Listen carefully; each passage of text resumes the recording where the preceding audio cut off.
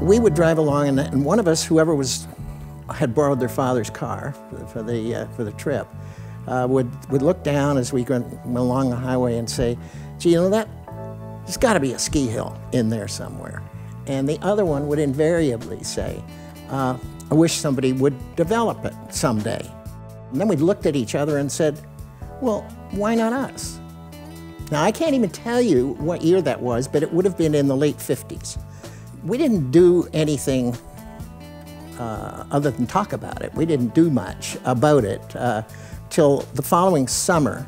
Now, of course, remember, there was no road in. You had to walk in and climb down.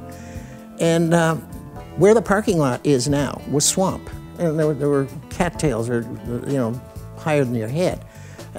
Where the lodge is now was all swamp. Right to the base of the hills was all swampy.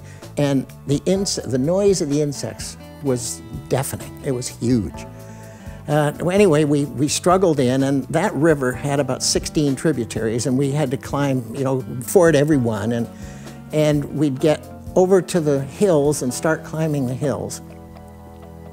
And I think we did this probably almost every week for a whole summer, which had been around 57, summer of 57 or 58. We came back in the following winter, and just to see what it was like. That was really difficult, trying to get through all of this to get to even see the hills.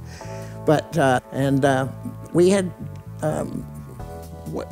been up and down, so we'd settled on this area as the place that it had to be. Not, you know, we'd look further down and we'd look further up, and it didn't work. And this was, if there was going to be a ski hill, it had to be where they are today.